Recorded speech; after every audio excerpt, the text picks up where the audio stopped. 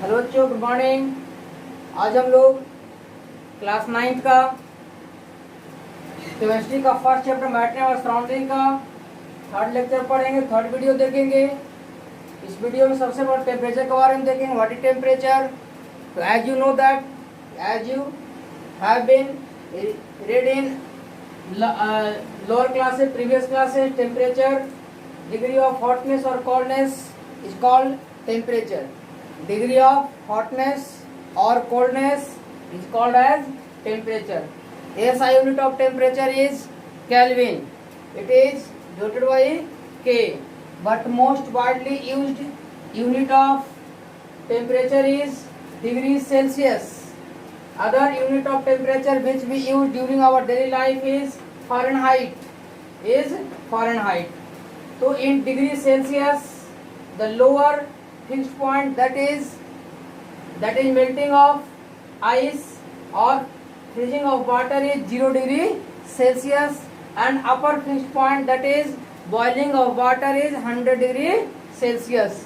But in Kelvin scale, the lower fixed point is that is boiling of water is 273 Kelvin, and that is freezing of water is 273 Kelvin, and boiling of water is 373 Kelvin. Fahrenheit generally clinically used. In Fahrenheit, the temperature of our body is measured in Fahrenheit. देखिए conversion करने के लिए पढ़ेंगे कि how one unit can be converted into other unit. तो हम लोग पढ़ेंगे एक formula, degree Celsius upon 5 is equal to F minus 32 upon 9 is equal to K minus 273 upon 5।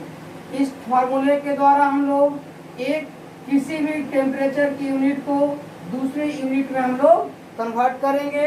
Temperature के कोई भी डिग्री सेल्सियस में जैसे केल्विन कन्वर्ट करेंगे, अगर केल्विन है उसको फ़ारेनहाइट में, फ़ारेनहाइट को हम लोग केल्विन में जो कन्वर्ट करेंगे। जैसे for example today temperature is 40 degree Celsius. convert it into kelvin scale. Kelvin convert करेंगे तो डिग्री सेल्सियस और केल्विन के बीच का रिलेशनशिप है, तो degree Celsius upon 5 is equal to K minus 273 upon 5। Degree Celsius कितना दिया हुआ है 40 डिग्री, तो 40 degree Celsius upon 5 is equal to K minus 273 upon 5। 5 से 5 कैंसिल हो गया, तो K इक्वल टू कितना हो गया, इसको इधर कर देंगे तो 40 प्लस 273 तो 3 हो गया, 1 हो गया और 3 हो गया, तो इतना केल्विन।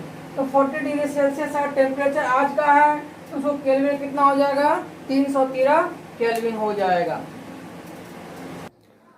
और देखेंगे change in state of matter कि how one state of matter can be change into other state.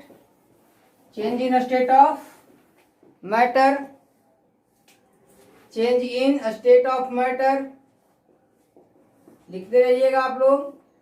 Change in state of matter, आप लोग यूट्यूब पर जो लिंक दिया रहेगा उस लिंक पर वीडियो वॉच करेंगे और उसमें आप अपने सुविधा के अनुसार फॉरवर्ड या बैकवर्ड कर करके वीडियो को आसानी से देख सकते हैं। इसे जनरली आप लोग यूट्यूब के जो दिए गए लिंक है उस लिंक पे ही क्लिक करें और उसमें वीडियो को आप पॉज कर सकते हैं, फॉरवर्ड कर सकते हैं और बैकवर्ड कर करके वीडियो को देख सकते हैं। अब देखिए change in state of matter, तो one state of matter can be change into other state. लिखते जाइएगा, one state of matter can be change into other state. How? By change in temperature, by change in temperature and by change in pressure, by change in temperature and by change in pressure।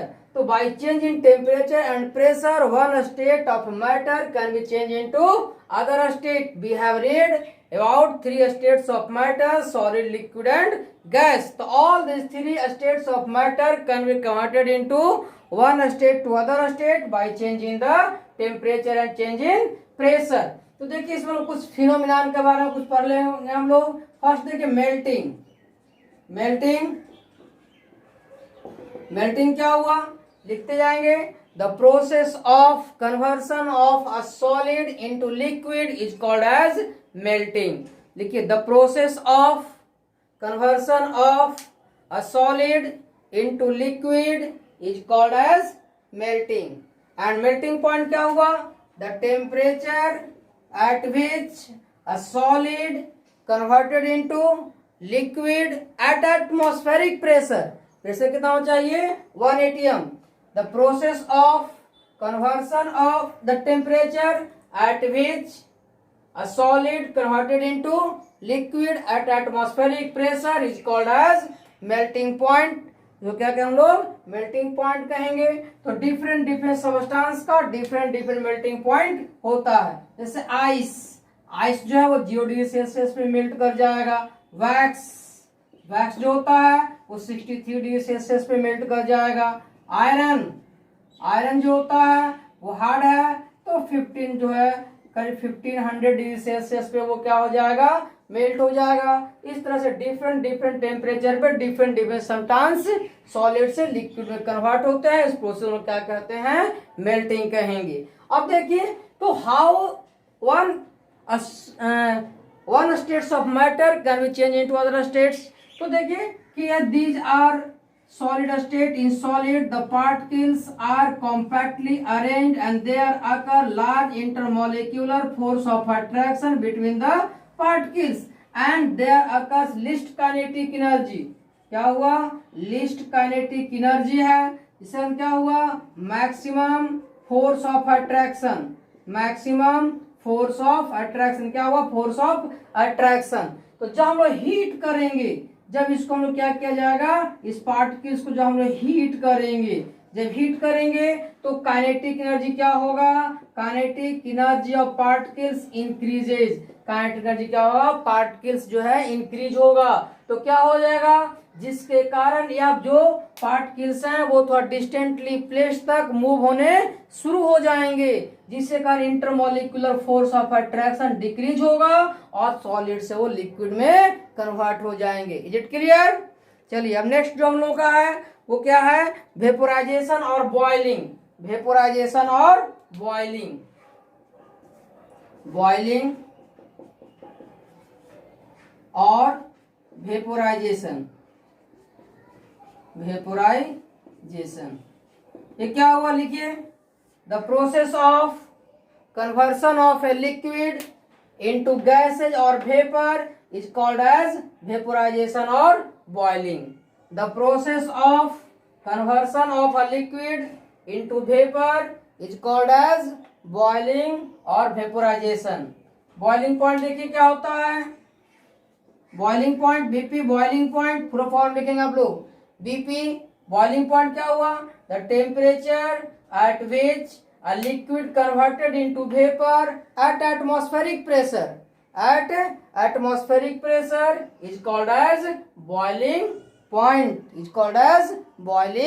Point. तो different liquids का अलग अलग जो है वो boiling point होता है. जैसे वाटर का boiling point 100 degree Celsius. Alcohol boiling point कितना, तो अल्कोहल का 78 degree Celsius. Acetic acid vinegar कितना, 70 डिग्री सेल्सियस. फिर देखिए मरकरी Hg पारा, मरकरी का कितना, अबाउट 350 डिग्री सेल्सियस. नहीं तो डिफरेंट लिक्विड्स का डिफरेंट बॉइलिंग पॉइंट हुआ. तो इसमें जो होता है कन्वर्ट कैसे होंगे, लिक्विड एक स्टेट दूसरे स्टेट में कन्वर्ट कैसे होंगे.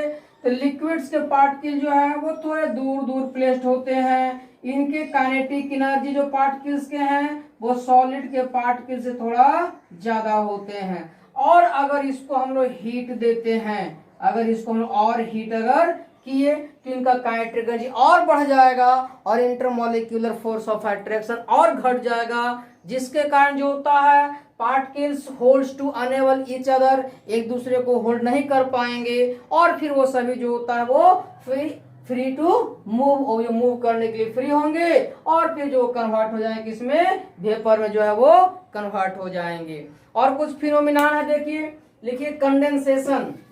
कौन सा फिनोमिना है, कंडेंसेशन। कंडेंसेशन क्या वो लिखिए,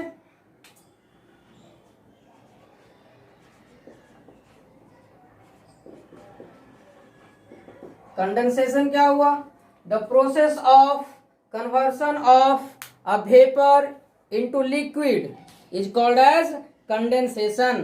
the process of conversion of a vapour into liquid is called as condensation. Vapours को लिक्विड में कन्वर्ट करते हैं तो वो कंडेंसेशन हो जाता है।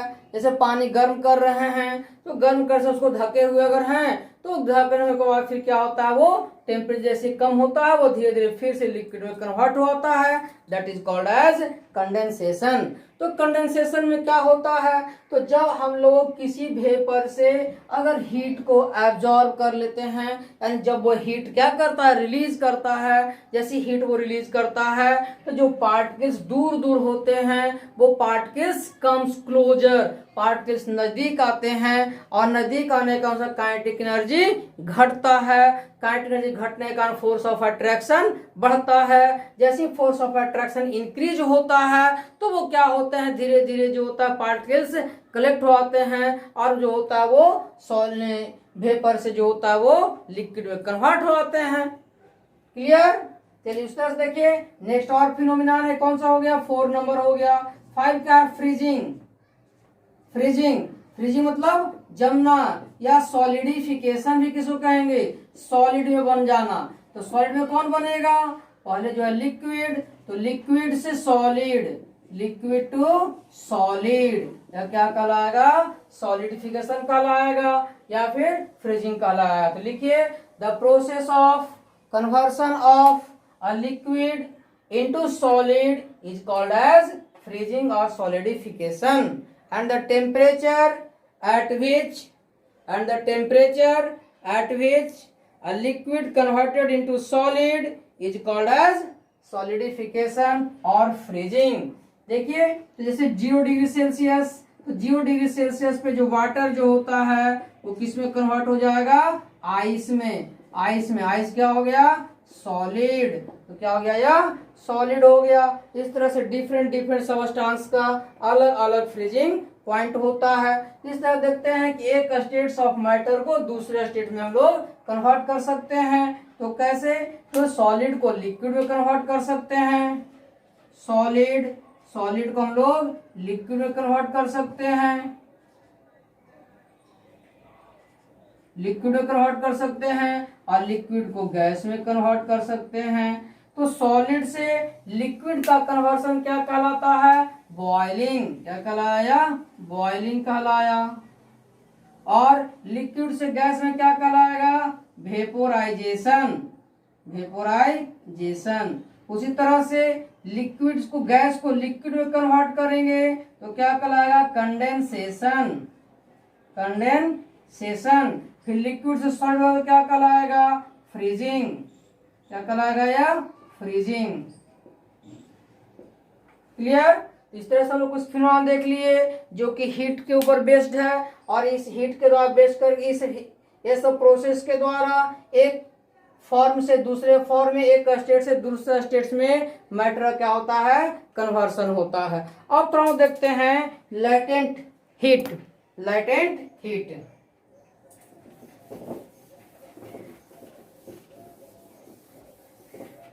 देखिए लेटेंट हीट। लेटेंट हीट क्या होता है, लेटेंट का मतलब हिडन, लेटेंट हीट यानी हिडन हीट। लेटेंट मतलब क्या हुआ, हिडन, छुपा हुआ। देखिए क्या होता है, लेटेंट हीट क्या हुआ, the amount of heat require to change the state of matter without change in temperature is called as latent heat. क्या हुआ, the amount of heat require or release to change the state of matter,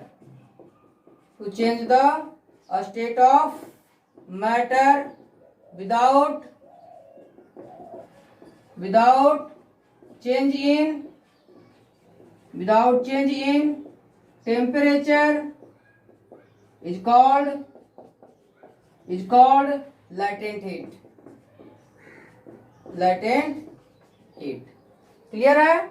अब देखिए, अगर melt करना हो, किस solid को liquid में कन्वर्ट करना होगा, उसे कहेंगे लेटेंट हीट ऑफ फ्यूजन कहेंगे। और अगर सॉलिड है, सॉलिड से लिक्विड में या वेपर में कन्वर्ट करना है तो उसको latent heat of fusion vaporisation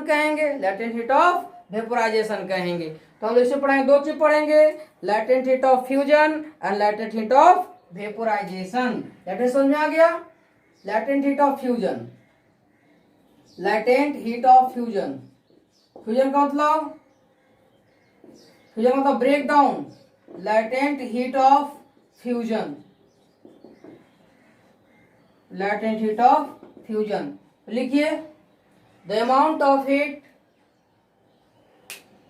required to change solid into liquid without change in temperature is called as latent heat of fusion. The amount of heat required to change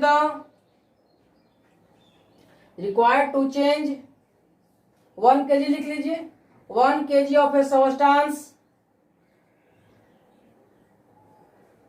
into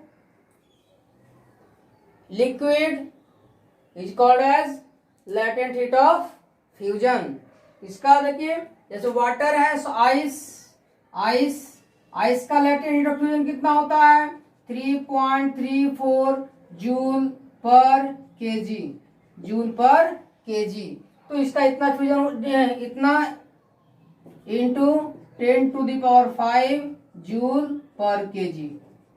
clear है? Ice का कितना हुआ? 3.34 into 10⁵ joule पर KG. तो 1 KG ice है, 1 KG ice है, इसको 1 KG water में कन्वर्ट करना है, तो इसके लिए कितना हीट चाहिए? 3.34 इंटू 10⁵ जूल है जो हीट है जो रिक्वायर्ड है। यह क्या हो गया? लेटेंट हीट ऑफ फ्यूजन हो गया। किसका ही हो गया? आइस का हो गया। आइस का पढ़ लिए तो आइस का हो गया। क्लियर है? चलिए, अब हीट का होता क्या है?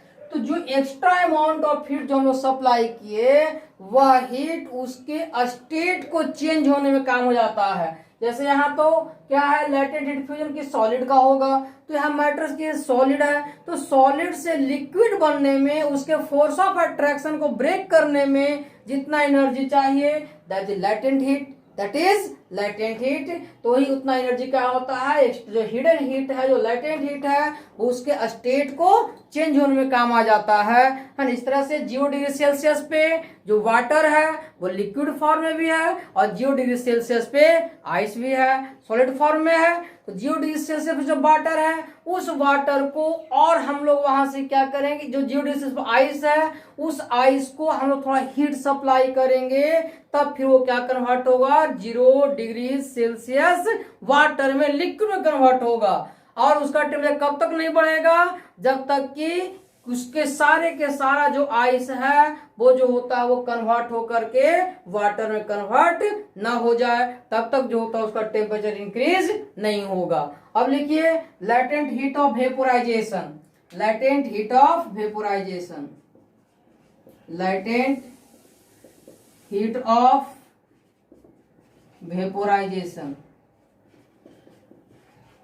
लिखिए, the extra amount of heat required to convert 1 kg of a liquid into vapor is called as latent heat of vaporization.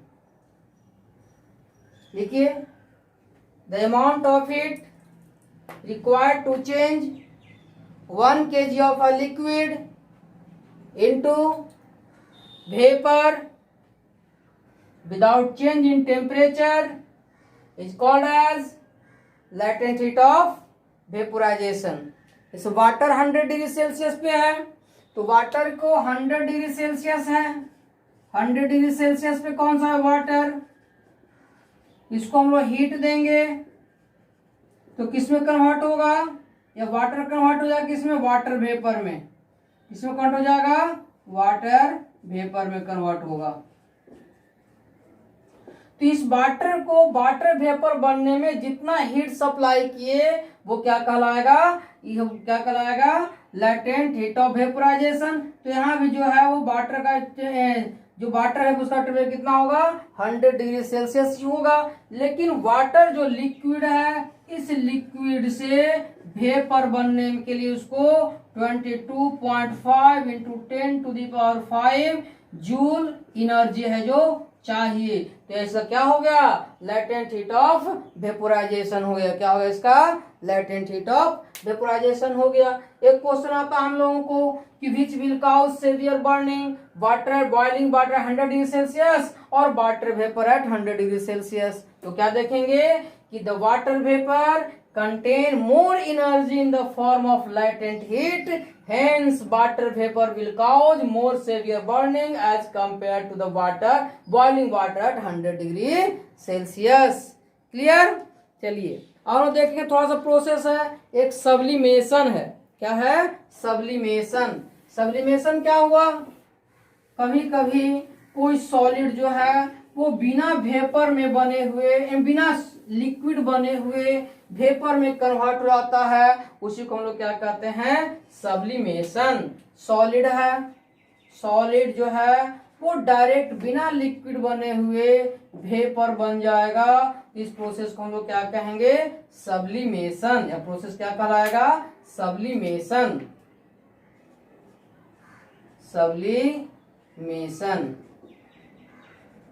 है ना। और उसी तरह से वेपर भी जो है वो बिना लिक्विड में कन्वर्ट हुए अगर वो सॉलिड बन जाएगा तो क्या कहलाएगा, सब्लिमेशन। दोनों ही सॉलिड से वेपर भी और वेपर से डायरेक्ट सॉलिड भी, इसको लोग क्या कहेंगे, सब्लिमेशन। जब सॉलिड से वेपर बनेगा तो यह सबस्टांस क्या कहलाएगा, सबलाइम। या क्या कहलाएगा, सबलाइम। तो सबलाइम जो होता है वो सॉलिड हुआ जो कि वेपर में कन्वर्ट हो गया, और कुछ वेपर जो कि वेपर में है और उसको सॉलिड में कन्वर्ट करेंगे वो कहलाएगा सब्लिमेट। क्या कहलाएगा, वो सब्लिमेट कहलाएगा। इस तरह से एक फॉर्म से दूसरे फॉर्म में क्या होगा, कन्वर्ट होगा। जैसे देखिए नेफ्थलीन बॉल, नेफ्थलीन बॉल जो हम लोग कपड़ा में रखते हैं है ना, गोल गोल, वो नेफ्थलीन बॉल। नेफ्थलीन बॉल क्या हुआ, हम लोग कपड़ा में रख देंगे तो धीरे धीरे जो होता है वो क्या हो जाएगा, सॉलिड रहेगा, और वो धीरे धीरे बनकर क्या हो जाएगा, गायब हो जाएगा। उस तरह से कैम्फर जो हम लोग कपूर यूज करते हैं वो क्या है, एक सबलाइम है। वो डायरेक्ट जो होता है बिना वेपर बने हुए, बिना लिक्विड बने हुए सॉलिड से वेपर में कन्वर्ट हो जाएगा। उसी तरह से अमोनियम क्लोराइड है, अमोनियम क्लोराइड भी एक सबलाइम है, और यह भी जो होता है टेम्परेचर जैसे ही मिलेगा तो डायरेक्ट सॉलिड से वो वेपर बन जाएगा। तो यह हुआ हमारा इफेक्ट इन टेम्परेचर। उसी तरह से इफेक्ट ऑफ प्रेशर भी होता है, effect of pressure, effect of pressure.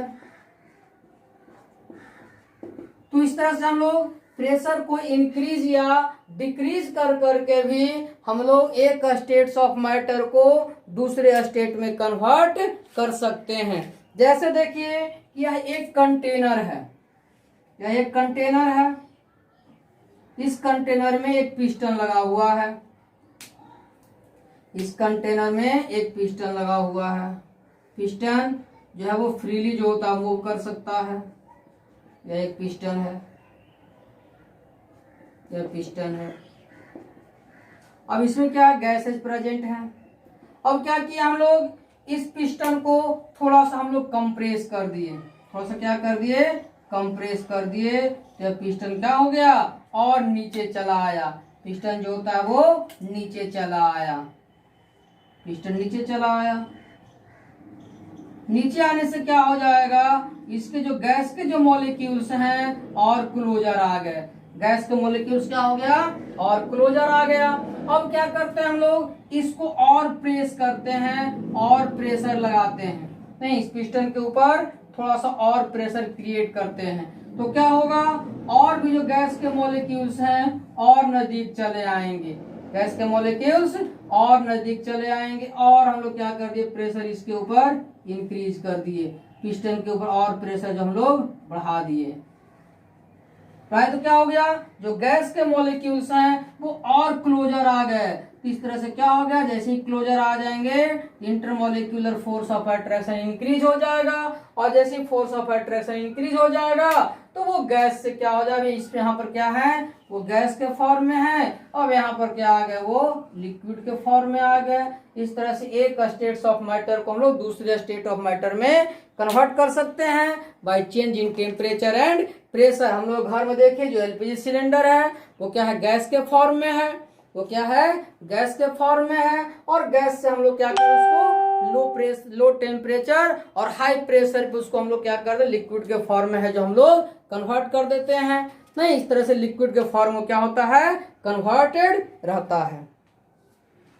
इस तरह देखिए जो ड्राई आइस है, जो आइस ड्राई आइस वो क्या है कार्बन डाइऑक्साइड है। कार्बन डाइऑक्साइड को जो हम लोग लो टेम्परेचर पे और हाई प्रेशर पे जो उसको कंडेंस करते हैं तो वो जो गैस से सीधे क्या बन जाता है सॉलिड बन जाता है, और वो आइस के जैसा दिखलाई पड़ता है, लेकिन उसको जब टच करते हैं तो वो वेटेड नहीं होता है, इसे उसको ड्राई गैस कहा जाता है। तो कार्बन ड्राई आइस कहा जाता है, और कार्बन डाइऑक्साइड का यूज करते हैं हम लोग कूलिंग एजेंट के रूप में यूज करते हैं, कूल करने के लिए यूज करते हैं, क्योंकि इसका जो टेम्परेचर जो होता है वो वाटर 0 डिग्री सेल्सियस आइस के 0 डिग्री सेल्सियस टेम्परेचर से भी लो होता है, and it can cause more effective cooling as compare to the water और आइस एट 0 डिग्री सेल्सियस। हम लोग इसमें टॉपिक रह गया है इवेपोरेशन। क्या रह गया है, इवेपोरेशन।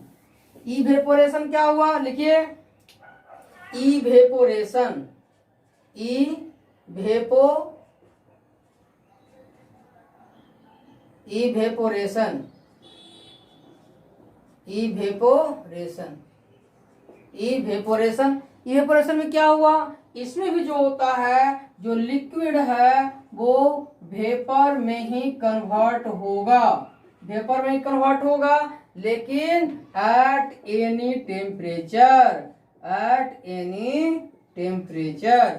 और जो वेपोराइजेशन है, नहीं जो वेपोराइजेशन है उसमें भी जो लिक्विड जो है वो वेपर में ही कन्वर्ट होगा, वेपर में ही कन्वर्ट होगा, है ना, at fixed temperature, at fixed temperature. तो क्या कहलाएगा वेपोराइजेशन, क्या कहलाएगा वेपोराइजेशन। और जब किसी भी टेम्परेचर पर हो जाएगा तब वो क्या कहलाएगा, वो इवेपोरेशन कहलाएगा। यह क्या हो गया इवेपोरेशन, तो इवेपोरेशन। तो वेपोराइजेशन एक फिक्स टेम्परेचर पर होगा, और इवेपोरेशन किसी भी टेम्परेचर, जैसे वाटर, तो वाटर जो होता है वेपोराइज कब होगा 100 डिग्री सेल्सियस पे, लेकिन इवेपोरेशन किसी भी टेम्परेचर पे हो जाएगा। क्लियर है, तो इवेपोरेशन का लिखिए the process of conversion of a liquid into vapour at any temperature is called as evaporation. अब कुछ फैक्टर्स हैं जो इवेपोरेशन के रेट को अफेक्ट करते हैं, तो factors affecting rate of evaporation, factors affecting rate of evaporation, evaporation. तो फर्स्ट फैक्टर क्या है टेम्परेचर, फर्स्ट फैक्टर क्या है टेम्परेचर। तो टेम्परेचर बढ़ाने से इवेपोरेशन का रेट बढ़ जाएगा, लिखेंगे आप लोग on increasing temperature the rate of evaporation is increases.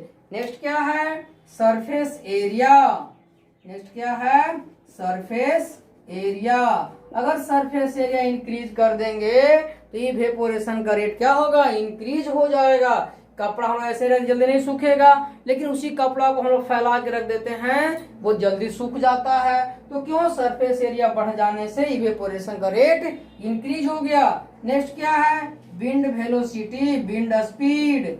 जब विंड का स्पीड ज्यादा होता है तो इवेपोरेशन का रेट ज्यादा होता है। On increasing wind speed the rate of evaporation is increases. कैसे? जैसे मान ले कि अब कपड़ा कभी नहीं सूखते रहता है तो क्या करते हैं, आप रूम में फैन चला देते हैं, कपड़ा जल्दी सूख गया। क्यों? क्योंकि इवेपोरेशन का रेट क्या हो गया? बढ़ गया। और क्या हुआ? ह्यूमिडिटी। और क्या हुआ? ह्यूमिडिटी। ह्यूमिडिटी क्या हुआ? Amount of water vapour present in atmosphere. तो ह्यूमिडिटी अगर बढ़ेगा तो इवेपोरेशन का रेट घटेगा। इवेपोरेशन का रेट घटेगा। क्यों? क्योंकि एटमॉस्फेयर में पहले से ही अगर मॉइस्चर प्रेजेंट रहेंगे तो it will unable to absorb more water, hence on increasing humidity the rate of evaporation decreases। देखते हैं कि ठंड में टेम्परेचर जो है वो कम होता है और बरसात में टेम्परेचर ज्यादा होता है, फिर भी बरसात के दिन में कपड़ा जल्दी नहीं सूखता है। क्यों? क्योंकि water is already filled with the moisture and unable to hold more amount of water, hence on increasing humidity the rate of evaporation decreases. Clear? अब देखिए हम लोग पढ़ना है इवेपोरेशन कॉजेज कूलिंग। इवेपोरेशन के कारण क्या होता है? कूलिंग होता है। जैसे अर्दन पॉट है, मिट्टी का बना हुआ घड़ा है, यह क्या हुआ? अर्दन पॉट है, अर्दन मिट्टी का बना हुआ घड़ा है, जिससे हम लोग क्या रखते हैं? पानी रख देते हैं, वाटर रख देते हैं। तो क्या होता है? पानी यह ठंडा हो जाता है। क्यों? क्योंकि अर्दन पॉट में क्या होता है? माइन्यूट पोर्स होता है। यह माइन्यूट पोर्स से क्या होता है? पानी जो है, वाटर जो होता है वह पर सरफेस पे धीरे धीरे क्या होता है? पहुंच जाता है। और यह वाटर वेपर जो होता है, वाटर जो है वो एट टेम्परेचर के दौरान क्या होगा? वेपर में कन्वर्ट होगा। और यह वेपर क्या होगा? आसपास के जो हीट होगा उसको अब्जॉर्ब कर लेगा, जिससे कारण आसपास का टेम्परेचर डिक्रीज हो जाएगा। और डिक्रीज होने के कारण पानी क्या हो जाएगा? ठंडा हो जाएगा। उसी तरह से जो डेजर्ट कूलर है, जो कूलर यूज करते हैं, वो क्या करता है? ठंडा देता है, कूलिंग देता है। कैसे?